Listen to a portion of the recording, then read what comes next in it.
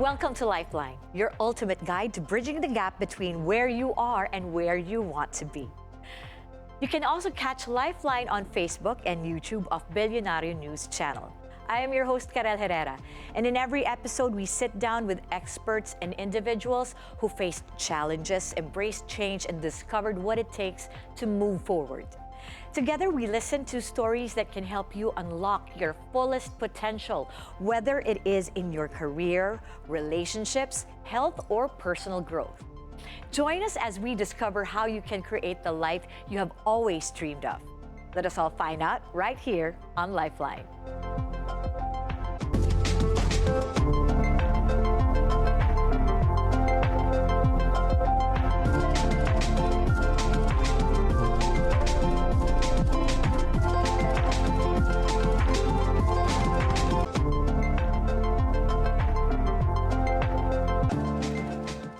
Your voice is more than just sound. It is your identity and your expression. It is your connection to the world. But what happens when you lose it? How do you find the courage to reclaim it and step back into the spotlight? In today's episode of Lifeline, we will talk about what it means to find your voice. Joining us is Joyce Burton-Titular, a respected journalist, mental health advocate, and a beloved voice in the Philippine voice acting industry. Joyce is one of triumph. After losing her voice and stepping away from the industry she loved, she found the strength to heal, rebuild, and return to the microphone, proving that even when we feel silenced, our voice can rise again. Welcome to Lifeline, Joyce. Thank you so much for having me, Carelle. I'm so happy to be here, and I loved what you said about voice. Voice is not just our sound, it's our essence, it's really who we are. And sometimes kapag yung mga boses natin ay nawawala, pati yung sarili natin ay nawawala rin. That's right. I believe that. And there is this thing about the mind and the body being a linked system.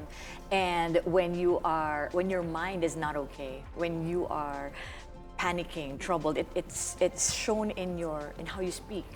It's shown in your voice or even in your tone. Yes, there are people who have been traumatized, and one of the way yung nagma-manifest ang trauma, nawawala yung boses nila. Yes. Or naapekto yung boses nila. They either can't speak as well, and there are singers who have gone through trauma, all of a sudden they can't hit certain notes, or they can't hit higher notes, or the quality of their singing just changes, like when they've experienced a death in the family, or any type of traumatic event. It really can affect the voice. You know, my background is in neurosciences and neurolinguistic programming. Wow. So it's really NLP, all about yes, understanding that there are people who are more primed or more trained, programmed to be more like this or like that. So for example, some people are more visual. Yes. So they know how to look good, and they care about what they see. And there are people who are auditory. And I guess this is why we're both like excited talking to one another. I'm strange, so I think I'm kind of both. Parang medyo pareho. And maybe because also you have a background in beauty. I mean, why not? And then this is the thing also. There are people who really look good, but the minute that they speak, ay wala na. Ayaw mo nang makinig, right? Yes. And those people have hope. Of course naman. Because ako personally, I've never really met a person with an ugly voice. Really? I mean, I've met people with voice struggles. You know, listening and speaking are so interconnected. Listening. So, kung lumaki ka sa isang family or kultura na lahat kayo ay nagsisigawan, wala kang lower volume voice. Kasi yan yung kinasanayan mo. So palagi ka na lang ganito. Magsalita. Yung volume mo ay nasa taas. Kasi yan yung kinagisnan mo. You grew up in a family maybe, or in a culture where loud voice is the norm. So it's just a matter of awareness. Building awareness. And how do you build awareness sa boses? Listening. And that's why listening and speaking are so, for me, the ear is another part of your voice. I think we can make it, go deeper, kasi pagka yung magulang mo, this is how they sound. Then that's a tendency na sometimes, why do I sound like my parents? why do I sound like my brother? Di ba pagkat matawag ka sa bahay? My parang, daughter. It's like, Mommy, they tell me I sound like you. I don't sound like you. And I'm just laughing and laughing because she does sound because like me. it is the awareness. That's what you heard. And therefore, your body also adjusts to create that resonance. Your vocal voice. folds, your vocal mechanism can adjust based on what it hears. Wow. Totoo yan. Wow. Maybe, ito ano lang, just to humor me and just to tickle my fancy. My fancy talaga. If you could just give that one word. One word. You're so famous for this first line. This is I think an instruction that you do for an airline. So, is it okay just to say that? Sure. Yeah. Game. Okay. Ladies and gentlemen, thank you. Again. Ladies and gentlemen, please fasten your seatbelts. The flight is about to take off. Now, the journey to that, the path that led you to this career, to finding that voice, maybe you could share your story. My career began when I started joining beauty pageants and doing the modeling thing, and I was very young when I had a taste of fame. And when you become a beauty queen kasi, parang it's overnight. The day before you win, hindi ka kilala. When you win, in the old days, newspapers, Yes. no? So you win today, tomorrow, your face is on all the newspapers. Yes. These days, your face will be online as soon as you win. Right. So imagine, from being unknown to suddenly being known. So that gave me a huge boost of confidence. And, I was doing all these things after I became a beauty queen, guesting in shows, doing a movie or two. And then, one day I was invited to host on a show long ago called Discorama. I'm sure the oldies know Discorama. Apo hiking pa yung mga hosts nun. And then, we were in the middle of the show. I was a co-host. And then the floor director grabbed me, said, Joyce, alam mo ba yung kwento ng tortoise and the hare? Stand here and then just say, welcome back to Discorama, and then give a short version, a summary of the story, and then here's the next performer. Introduce them. Then as the seconds were counting down, yung utak ko unti-unting, ano nga pala yung kwento? Yung utak ko, ano nga pala yung kwento ng tortoise and the hare? Ganun na ako. And then pag ganun niya, I was like, hello everybody, welcome. Ang taas ng boses ko kasi ninenervyos ako. Hello everybody, welcome to Discorama. Welcome back to the show. And do you know the story of the tortoise and the hare? My God. As in like that, deer in the headlights ako, yun. Nga ang beauty ko. And then, syempre buti na lang yung director up in the director saw that I was like, nagblanko ako. So he just, Pinana lang niyang ganon. I was only a teenager when this happened because I started my career when I was 14. So I think I might have been 16 or 17 when this happened. And when you are a teenager and you make such a huge mistake, and even if you're an adult, if you make a huge mistake like that, it can really, at least in your head, it's the end of the world for you. Now, everybody afterwards was saying, it's okay, Joyce, it happens to the best of us. But I did not forgive myself. And I told myself that day, alam mo, Joyce, pang beauty queen ka lang. Huwag ka nang magpumilit sa mga public speaking at hosting. It's not for you. And you know how long I defined myself by that mistake? 11 years.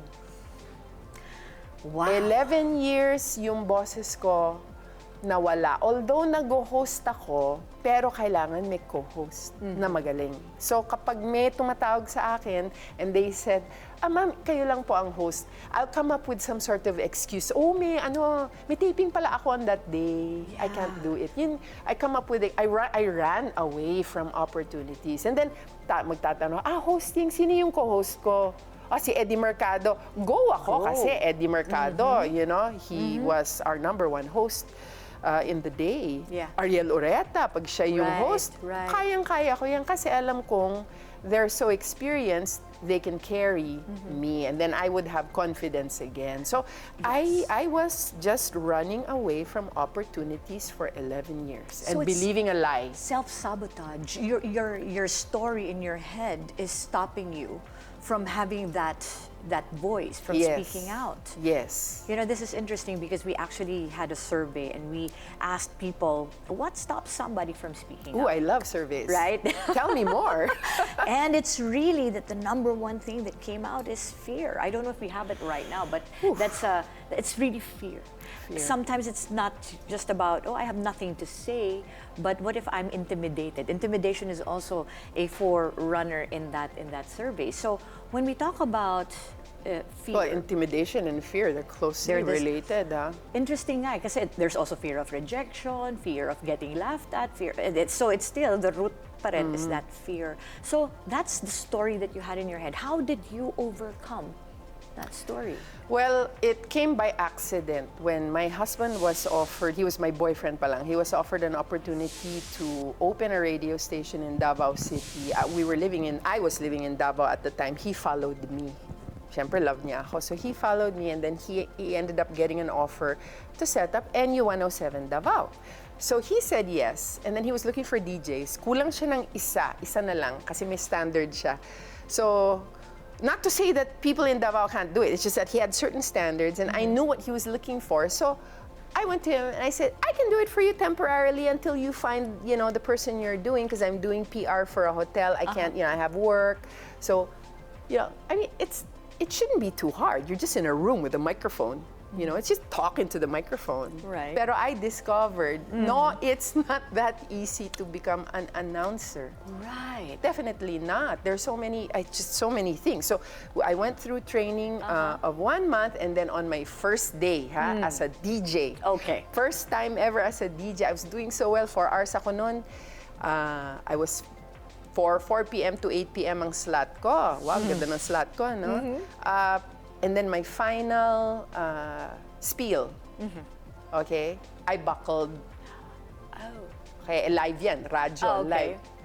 So I turned off the microphone and I ran out crying and I told my husband, I can't do this. Oh, Nag-trigger yung dati kong trauma. I can't do this. I can't. I'm resigning. Ayoko na dito. So yung trauma ko, bumalik. Oo. So, buti na lang yung asawa ko, kahit hindi siya psychologist, may pagka-psychologist siya. Sabi niya, sweetheart, don't worry. If you wake up tomorrow and you still feel like resigning, sige. Pero ngayon, relax lang tayo. Let's watch TV. Let's dinner.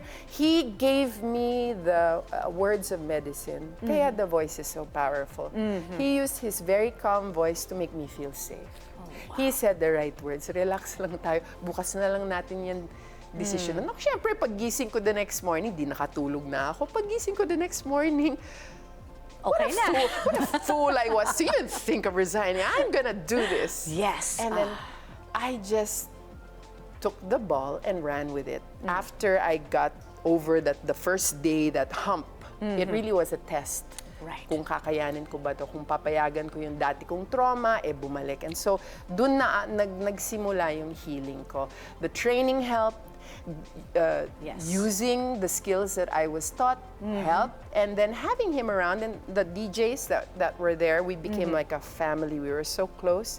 They all helped make me feel safe. Yes. And and then that's where it all started.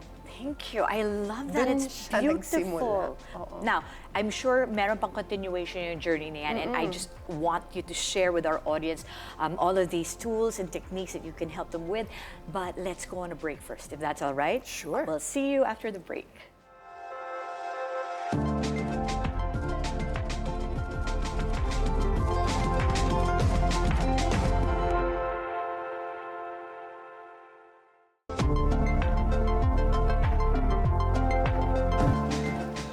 Welcome back to Lifeline. Now, let's do this thing that I was saying a while ago, showing you the results of a survey that we did earlier. Okay. And it's showing us what people are, what stops them from speaking up. So these are the words. Ang I like dami, no? this. Yeah. And you can see, as I said kanina, may fear of rejection, may fear of being wrong. But fear is like constant, fear of consequences. But even without that, oh my God, meron nagsabi, bano. Okay. Laziness, meron din naman yan. Fear of failure. Walang sasabihin, nothing to say. You know, yes. Feeling unsafe. I think that's the journey that you went through with your husband when you said it was an environment when he made you feel safe. Yes. The DJs made you feel safe. Yes, Yeah? I do believe that. Alam mo kasi yung naririnig mo ba yung group think? Yes.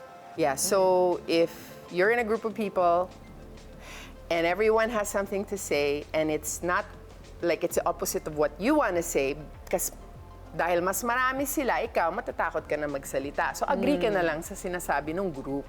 Right. So I think groupthink is another thing that can really stifle your voice, and that lies upon your leaders. You know, you need to fix a situation. If you have groupthink in your, in your little work group, Right. you need to work things out so Yeah. that people with an opposing, and we need opposing voices. That's right. We cannot all say the same thing. Echo chamber, We right? cannot be an echo chamber.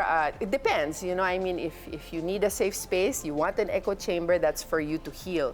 But then when you step out in the real world, you need to hear opposing voices. Because if not, there's no innovation. There's no creativity. Definitely not. And you were saying that you could relate to a lot of people who have lost their voice. You said that earlier in Yes. our conversation. And, I think, everyone has something to say. Definitely. Yung sinabing walang sasabihin or walang nothing to say. sasabihin. Di ba? Parang, or, they don't. Hindi lang niya alam Right. na meron pala siyang sasabihin. My husband, Ron, always says, we all have a message to deliver. We all have something to say. And he also says that we are wired for expression. Yeah. So it's but natural for us to express it. And so Ron and I have been teaching a voice workshop, which also became part of my healing journey, because being a person who overcame a traumatic experience in public speaking, I can definitely relate to halos lahat ng mga salita na yan. I can relate to almost every single word or term or phrase in that word map. Right. Right now. Just like one thing that my eyes went there, cancel culture. Cancel A lot of culture, people leaders now are so yes. scared to speak out Oo kasi naman. makancel ako. Yes. I don't blame them. Right. I don't blame them. Cancel culture is well, you can just let it bite itself in the butt, and that's why people will be quiet, because they're just waiting for the cancel culture to realize that it's not the way to live. It's not the way To think. to be in a community. Yeah. If you want to be in a community, you need to be listening. You need to be listening. How do you now find that marriage between, what to say and how to say, finding the message? What if, because I know this about my kids, you ask them, hey, is there anything you want to say? Anything you want to share? And sagot sa'yo, I don't know. I've been through that phase. I've been through that phase.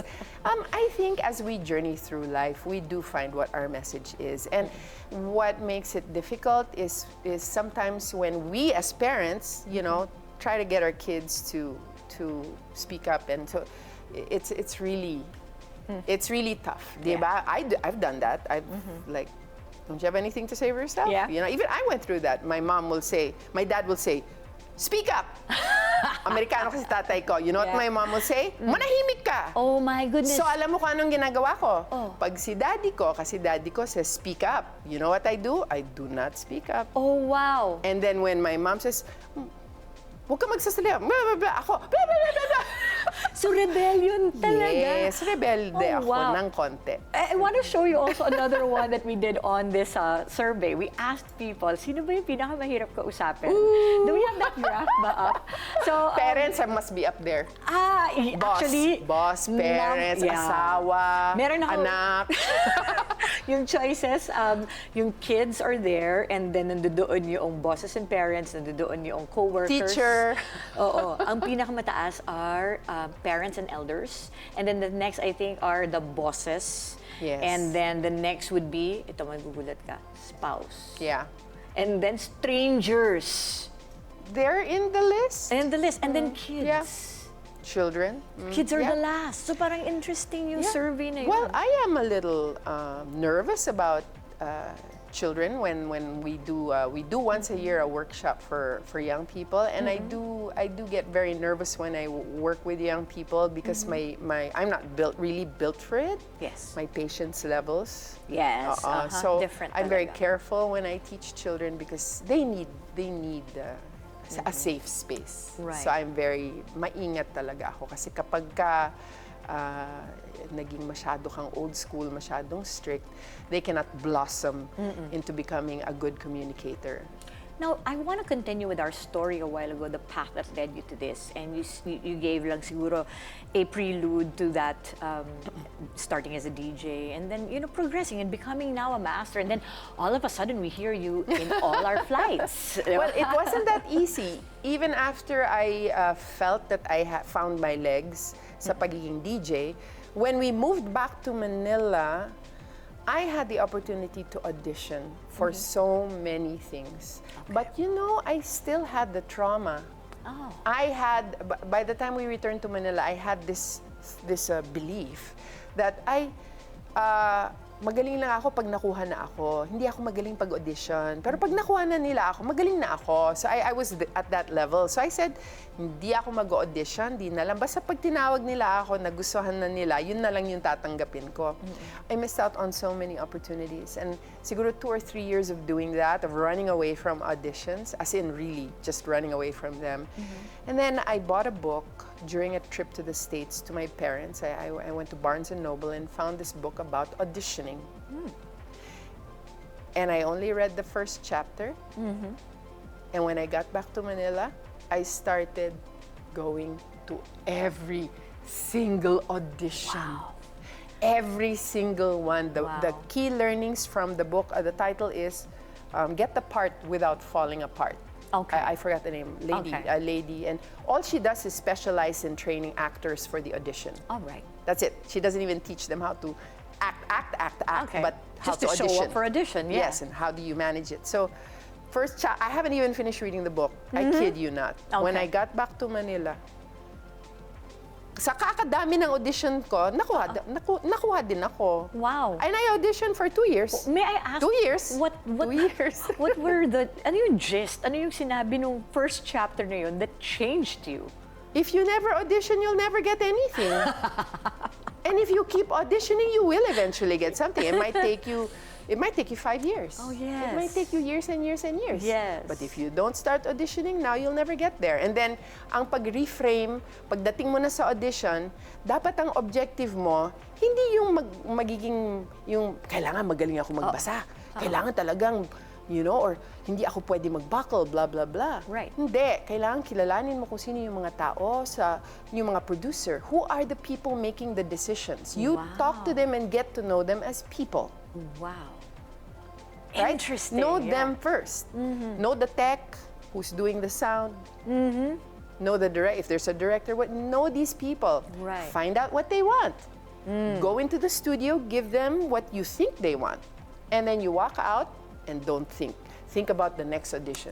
So keep on doing that because as you meet people and as they see your ugali, nakikita nila, okay itong si Joyce Yeah. Hindi bagay ang boses niya sa project na to, pero gusto ko siya. So pag may project tayo na hiyang sa kanya, let's get her. So, but it took 2 years. Yung tiyagaan lang talaga, audition lang. And nasa radyo na ako nito, ha? Right.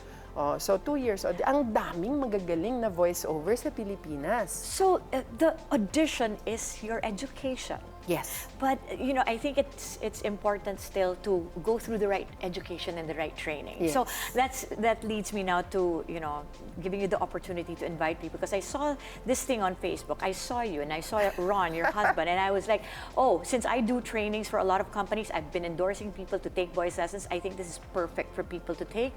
So maybe you could talk about VoiceCon for a bit before we wrap up. Yes, I would like to inform everybody that we've got a business communication and voice development event. Wow. Yes. Happening at the SMX on April 26, 2025, Saturday yon. And this is going to be a day where we celebrate our voices Okay, and all the words in the word map that we saw, that's gonna be the day we will defeat those words, where we will uncork ourselves and unleash the power of our voice. Yes. And it's not just Ron and I who will be there. We're going to be teaching some of our modules, but more importantly, we have a community of people who have used their voices so that they can succeed in life. We have Francis Kong, who's going to be talking. Chinky Tan is going to be there. Si Real Talk Darbs is going to be there. Inka Magnaye is going to be on our panel discussion. We've invited Dr. Quintos and Dr. Bongosha from PALP, and they are vocologists and voice doctors. So it's going to be, we're going to talk about voice from many different aspects. Mike Pedero is going to be there. He's going to talk about the microphones. Wow. You know, how to use it and how to buy, how to choose them and how to use them. Oh, that's interesting. I'm really going because, you know, I need that also in my craft. Punta ka, ha? Of course. Okay. Now, it's so interesting because, you know, today's episode here in Lifeline, you know, we have this conversation about communication, finding your voice. And it's really, you know, how the self-talk, the communication that goes on in our heads, how that affects how we communicate with others. Thank you to our amazing guest, Joyce Burton-Titular, for sharing her story and wisdom with us. And thank you for tuning in. I just want everyone to please remember that how you communicate with yourself affects how you communicate with others. And every time we open our mouths, I do hope that it speaks to inspire, help others. And I hope that you get to find your voice. So thank you, Joyce. I am Carelle Herrera, and this is Lifeline.